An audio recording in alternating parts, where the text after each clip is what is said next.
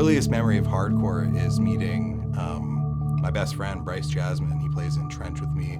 And we met in junior high, like the first day of junior high, and he was wearing a band shirt and I was wearing a band shirt. And, we became friends naturally. And we, ended up hanging out, and he showed me what hardcore was. He showed me bands like Terror and Agnostic Front and Madball and stuff like that. And yeah, that was my first early memory of hardcore. Ended up going to some shows with him, and they were just so cool. They were so violent. There were so many people in the room that were angsty, but everybody seemed to be friends. So it's like kind of I don't know, it seemed like a little bit primal, but I think that's what I liked about it.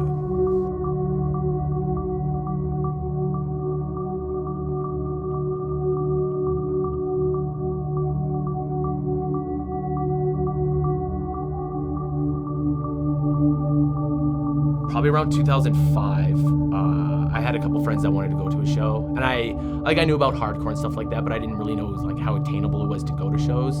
So when I found out there was a scene, it was just like a gateway for me, right? So started going to more shows and then just spreading the word, and then finally bringing my sister along to shows, and she was just like a fish out of water.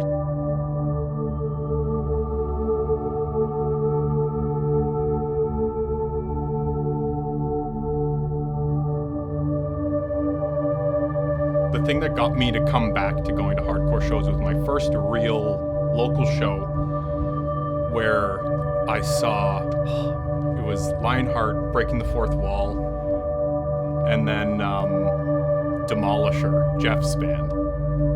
And just seeing the absolute mayhem and carnage that was just everybody moshing and going insane, and just couldn't get enough.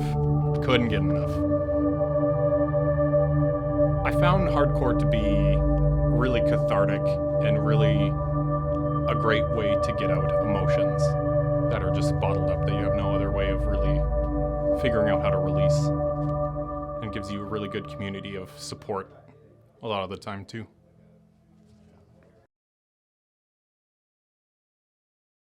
It's crazy because the length of time I've been going to shows, I've seen so many people come and go, and there's so many people from back in the past that they wouldn't even look back at the shows that they've been to or think about the people they've met throughout their lives, right? But for me, it's just I couldn't just walk away from this. It's weird. I just feel like I'd always just be coming back to it. So I don't know. I have no desire to leave it or stop listening to hardcore. Yeah. Yeah, the fest grew. The first year, it was because it came from Southern Alberta Hardcore Fest that was Keenan and I think Brendan's kind of thing in Lethbridge. I remember going to that.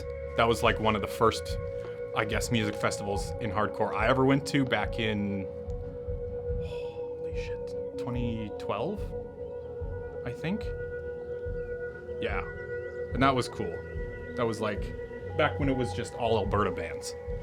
And it was just a big meeting of everybody from Lethbridge, Calgary, Edmonton, and just wild bands beating the piss out of your friends and just general shitheadery. Yeah.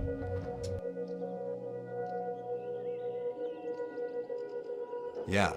I think I want the fest to stand for community more than anything. I would love to bring, the hardcore scene back to what it was when I started going to shows. There was 300-400 kids at every show, and I think it's attainable around here. It's just you got to kind of build it and they will come. So I think that's one of the things that I'm personally really trying to do, and I think everybody that does the fest with me kind of thinks the same way. And yeah, I just think you have to do stuff like this in this community or else no one's gonna care. So.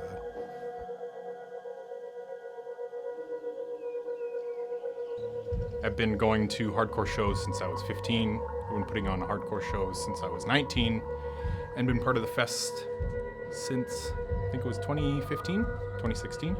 The growth of the fest has been absolutely insane, and it's gone way bigger than I even thought it would get to when I joined it, and it's been a real pleasure to be able to get it to where it's going. It's been a nightmare at some points, but it's always worth it.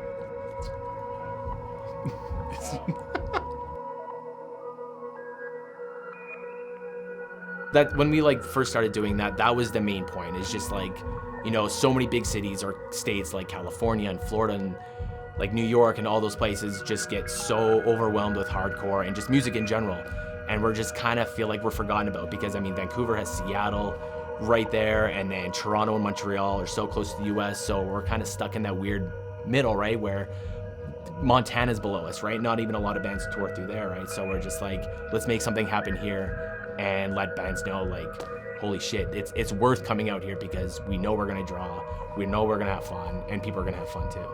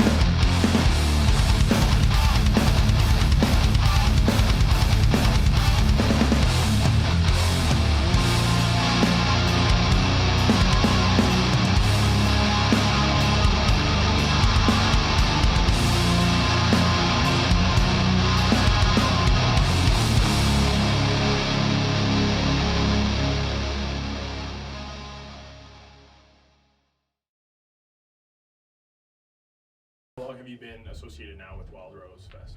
I think I've been part of the fest now for the last, maybe 5 years.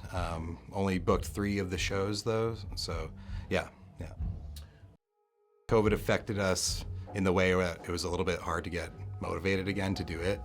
There were certain things that happened with booking bands in the past where we actually had to book them this year, so we had to do Wild.Rose whether we liked it or not, you know. So I don't know, just a little bit of motivation trying to get started again, and I think that was really the only thing that kind of affected Wild.Rose. But of course, the second one that I helped with got canceled because of COVID, and that was definitely hard to recover from. It was just a fucking mess, but it was good, yeah. So when I first joined the fest, it was at an 18+ bar, and when I started putting on shows, I always said I fucking hated 18+ shows. I remember being a kid and bands would come through that you're like, fuck yeah, I finally get to see this band that I've been listening to for months and I'm stoked and blah, blah, blah. And then, well, you're 16 and it's at a bar. So when I started putting on shows, I always said, nope, fuck that shit. Punk, hardcore, it's all ages, period.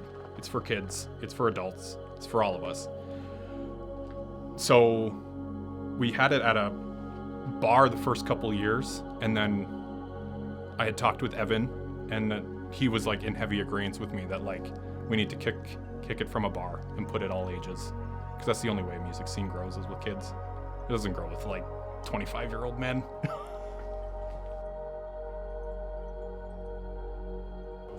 I got involved in 2016. There was a few different people that were part of it at the time, but that's when I kind of got my toes, like dipped them into the water, and I was like, I got to be a part of this. At the beginning, it was just like, something cool to kind of get everybody in like Western Canada at least get together for like one time like out of the year and have some fun. But then we kind of just turned it up a bit and want to establish ourselves like among like the major ones like Sound and Fury. This is hardcore. FYA, like we want to be that one where we reach out to bands. They're like, holy crap, Wild.Rose hit us up. We should jump on this opportunity. I never really wanted to be involved with the fest, but I think it was just a conversation that me and Evan Shaw had, and it was at a time where he was coming towards the end of his life, and I took the conversation really seriously. I was like, okay, Evan wants me to help with this fest when he's not here anymore. So it's kind of a big undertaking, but I was excited about it when we were talking about it, and Cody and Nathaniel were obviously welcoming with open arms, and yeah, so long story short, didn't really think I would ever be involved with the fest, but here we are.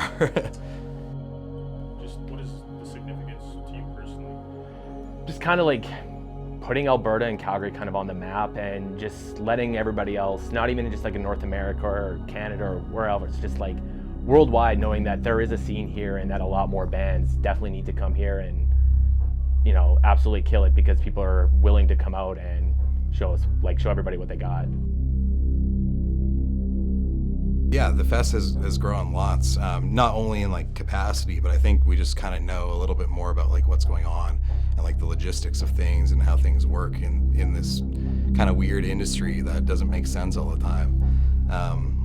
But yeah, the vision since I've been doing it with the boys anyways is to kind of just make it as big as possible. We don't have anything like this like in our half of the world, so it's kind of something that I think needs to happen. There used to be some fests around here. The closest one was Rainfest, I think. And I think, that not being around anymore left a little bit of like a hole up here. So I think we're trying to fill that with Wild.Rose, and I think we're just gonna keep making it cooler and cooler every year.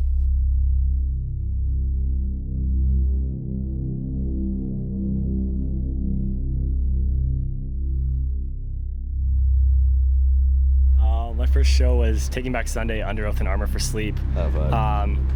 And after that, started hearing about bands that were kind of a little bit lower down, but in that scene, playing like a place called Avenue Theater, and then started my first band in high school, and we started playing there, and then through that, started meeting everybody in the scene, and then that just like spiraled into playing in different bands and more bands and just meeting everybody. Yeah.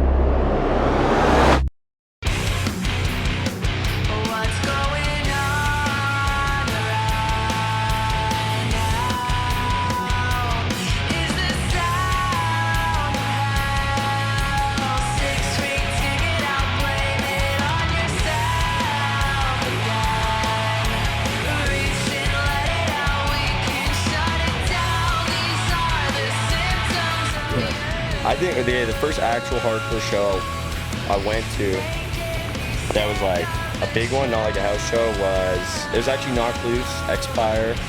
I think Counterparts was on there too, but I think that was probably 2014 or something. So it's pretty sick to fucking see them now and play with them and shit. So, I was definitely one of the bands when I was younger that was super hyped on. So they've been doing it for a while.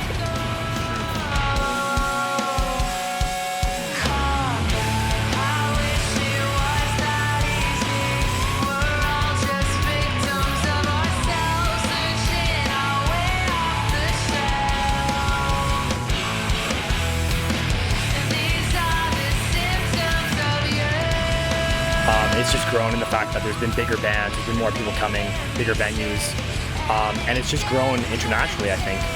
With the few ones that were coming up and then being filmed or being photographed, people saw that in other bands, like internationally, and kind of put Calgary on the map for hardcore in general.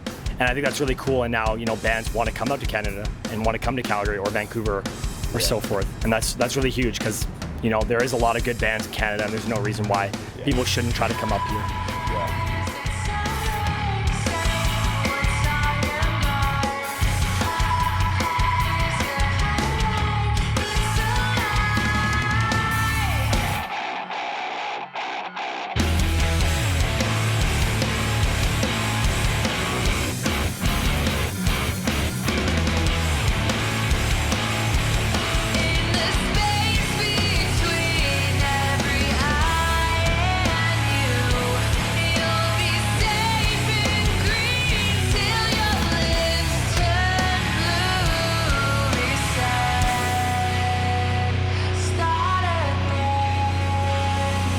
No, it's definitely grown a lot since the first time I came. Just like the size of the headliners, like how many tickets are sold, how many kids are coming out. I definitely think it's like, for Canada, it's like, it's the shit, Like it's what we got, especially Western Canada. Western Canada, it is the fastest. Yeah, it's like the shit, so, yeah.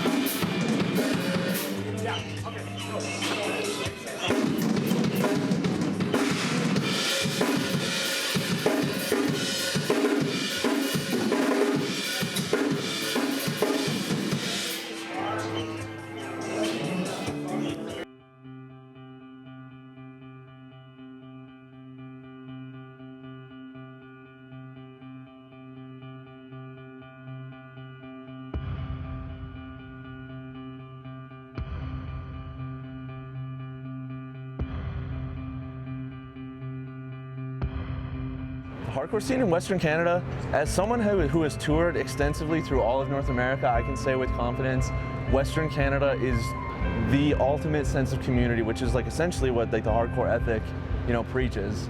And the #1 place you're gonna find that is Western Canada. From Vancouver to Manitoba, everyone's homies.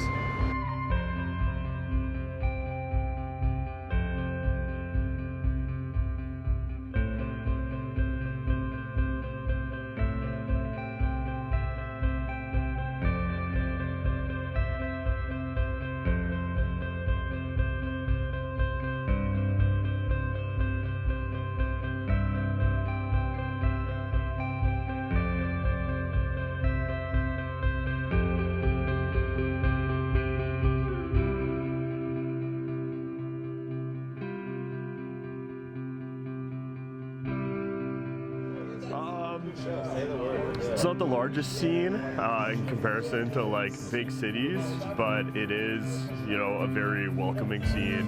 The people who have been in it, a lot of people have been involved in a long time and are super passionate about it. There's lots of great bands and always things happening. As well as, there's different assets of hardcore here. You can get, more punk shows, more crust punk sort of shows, more metal shows, and there is sort of a crossover between a lot of those bands and just the community in general.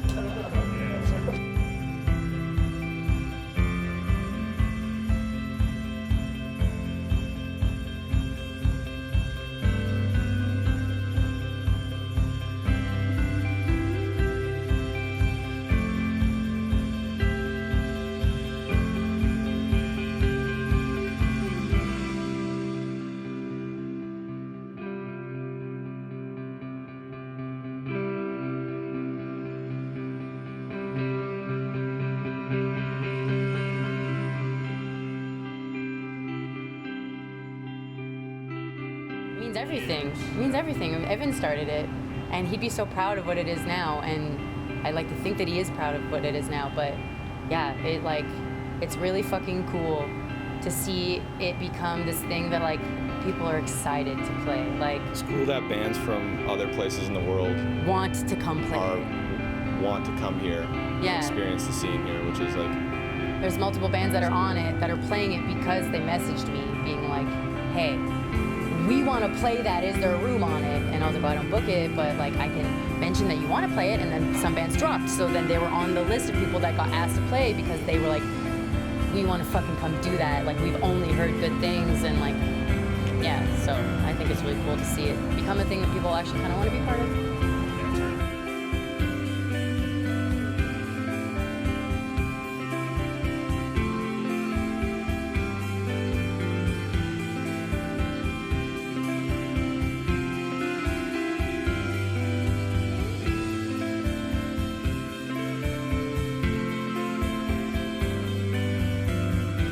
Yeah, definitely, like, after COVID and shit, like, a lot more kids started coming out.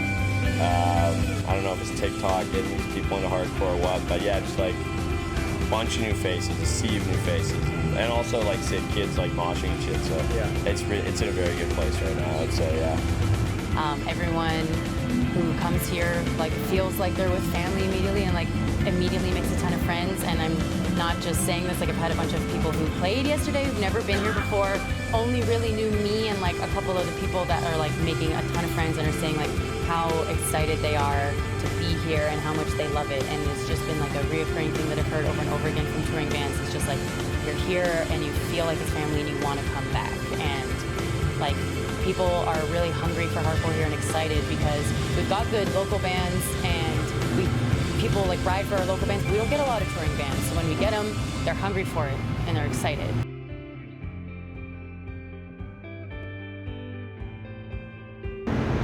Hardcore's everything. I try to implement the DIY mentality in everything I do, from my social life to my professional life to the bands that I play in. There definitely has been some growth with Wild.Rose, and you can see just the caliber and the size of bands that are coming out with every year. Having these big bands wanting to come out, being able to come out.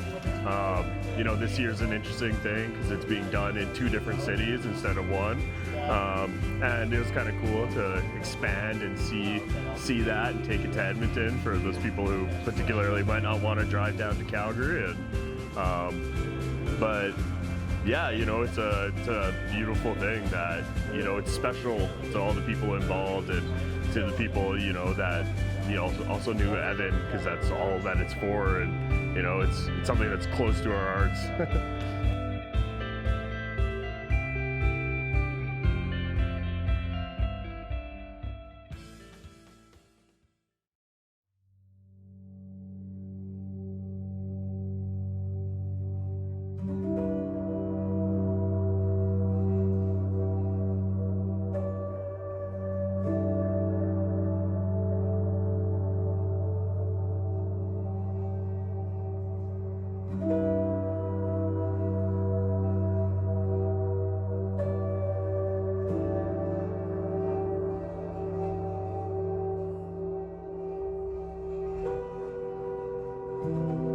I think hardcore can mean a whole bunch of different things. Like musically, like I love hardcore for a bunch of different purposes, but I think I really love hardcore because I can go to any hardcore show and I can look around the room and I can find 10 of my lifelong friends. Literally, I've known them longer than I haven't known them, and I know those people will always be there and we'll always have common ground. And I think that's what it really matters. That's what really matters to me, is like being around people that are like-minded and maybe building something together.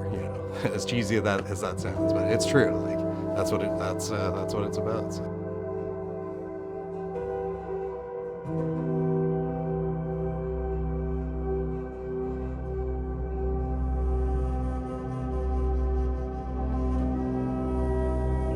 What really keeps like scenes live, and very particular what I've seen in Calgary, is just like people's determination to, like, no matter how many people show up to a show, no matter how many bands there actually are in your city, just like keep pushing, keep putting on shows, trying to make bands, keep trying to get bands to play shows, and just like be okay with dumping money into having fun and just trying your best. Because it's been, there was like a real dry spell for, like, you remember, like 4 or 5 years when there was like, I would be lucky to maybe have like 30 people show up to a show of like 4 or 5 bands. And then just like persistence eventually paid off, and then more kids started showing up. All those young kids, like in Set Straight, they all popped up just out of nowhere one day, and they stuck around and never left. And then they've been keeping it going now too, starting bands, doing that kind of stuff. That's been really good.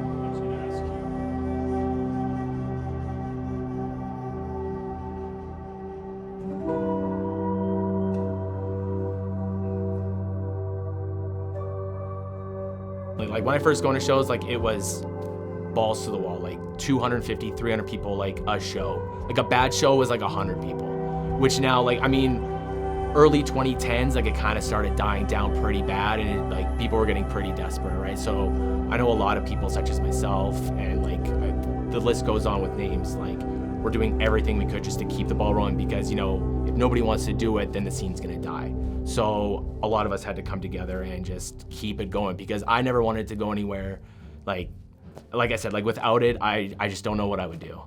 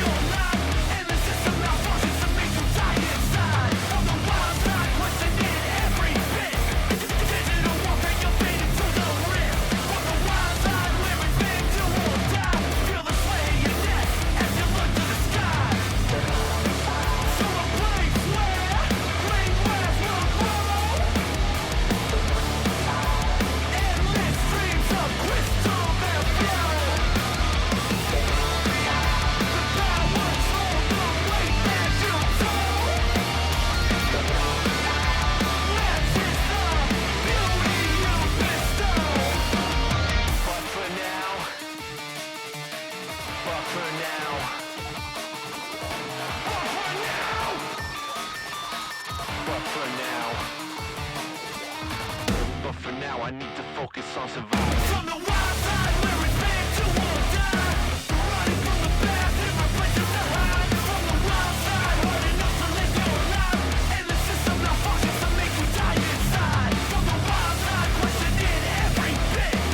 Digital warfare, you fade into the rift. From the wild side where it's meant to all die. Feel the sway in your neck as you look to the sky. Take it all away.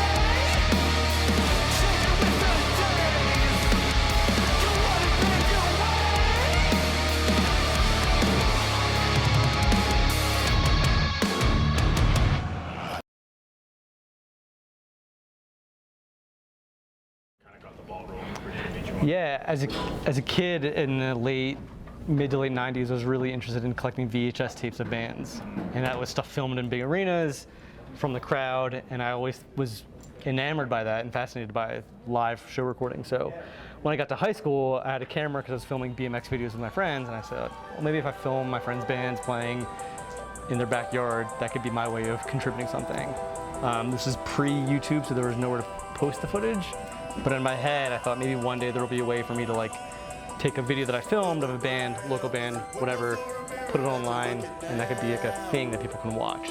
So it took a couple of years before I was able to, before online video was a viable thing where I could actually like take the stuff that I was filming and start posting it on a channel. So really the origin story starts from me just obsessing over live recordings and wanting to use that as my way of contributing something back to a scene that I was starting to become more and more involved in.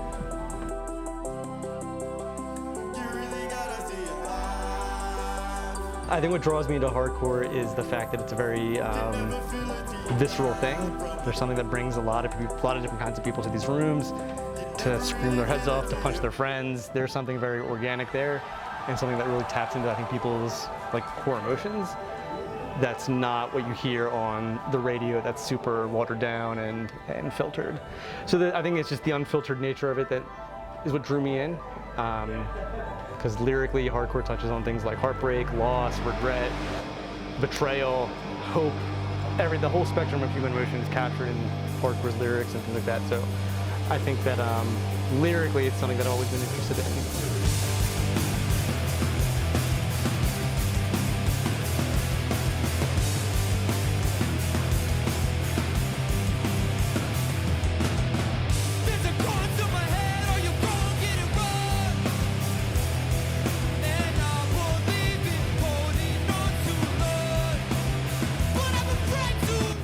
I'm casting a wide net with the stuff that I film, and someone browsing YouTube or social media is going to find that one video is going to be recommended to them, and I really want that to be like the rabbit hole that brings them into the channel, and hopefully they find a bunch of other stuff that they never heard of that they identify with. Because at the end of the day, I don't expect everyone to like every band that I film, but if you're going to follow the channel, you're going to find something that you didn't expect to like, and that could become your favorite band. So I don't know, if I can turn one person on each day, I post a couple of videos a day. If one person becomes a fan of that band, then that day is a success. So, I mean, the channel's growing at a rapid rate now, so I'm hoping that it's more than one person a day that's discovering their new favorite band, but I don't know, I kind of leave it up to other people to determine whether or not the work that I'm doing has an impact. But, I do meet people at every show saying that they're here because they watched the video or whatever, and like those anecdotes make it worthwhile for me to keep doing this, but I don't know, I think time will tell whether or not this has had any sort of lasting impact on the wider scene.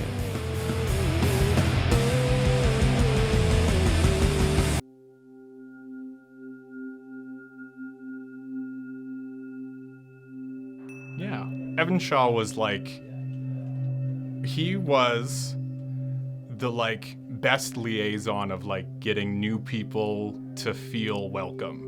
He was always always smiling, always stoked to see people. He remembered pretty much everybody's name, no matter if he met them once or 100 times. And he always had no problems making friends with new kids, making sure that they felt welcome too. And yeah, that was kind of the best part about working with him on the fest, is that his vision for what he wanted the fest to be was the best. Just that inclusive space where anybody can come and experience this all with everybody else. I think the fest means a lot to me, really. The only reason I personally really even do the fest is to kind of keep the legacy and the memory of Evan Shaw alive. And yeah, I don't know, I think it's really important to keep doing that, because I know he would keep doing it if he could, and I think he'd be really, really stoked on what we are accomplishing now. And I know that he had a big vision for the fest, so I think we're just trying to uphold that and make him proud, Yeah, I think if you didn't know Evan, the things you would need to know about him is that he was very kind and very open to literally anybody that walked through the room at a hardcore show. If you were there, you were his family. He'd take care of you just like we would take care of him. And yeah, I think he'd give you the shirt off his back, So we're just trying to keep that mentality alive and do the same thing for our community now, even though it's maybe a little bit smaller than it was when he was around. But yeah, just trying to do it a justice, Yeah, without Evan, he jumped onto it, I believe, the same year I did as well, and just he was so driven to, like, if he had his foot into it, like, he was putting his all into it. Like, he didn't want to half-ass anything. Just his drive was just so inspiring. So if I knew Evan was going for it, I knew I wanted to be a part of it. And just like him not being a part of it, like, he'll never be forgotten. Like, this is always about Evan. Evan's always number one. But yeah, just the fact that he's not here with us anymore to be a part of this, it's a huge, like, absolute, crushes us all. But just an amazing person, full of so much love. Whoever you were, if you were going to shows for years and years, or if you were someone who was brand new to the scene, Evan was always kind to you, loving, made you feel accepted, and was truly like your friend. Yeah, miss him. We all do. He always cared about making sure other people were happy too. And just like being in the position that he was, like, it didn't affect him. We all saw like how before he passed away, like how bad it got, but he didn't want anybody to feel bad for him. He never wanted to feel like he was being a burden to anybody. He never, like, he was just, you guys first, I'll be okay. Like, the show must go on.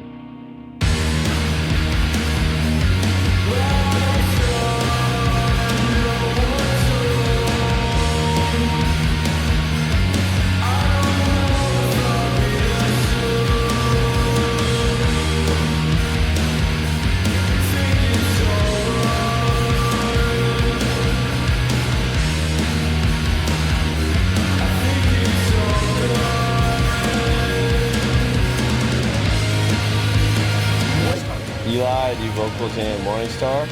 I'm Byron, I do vocals in a Morningstar.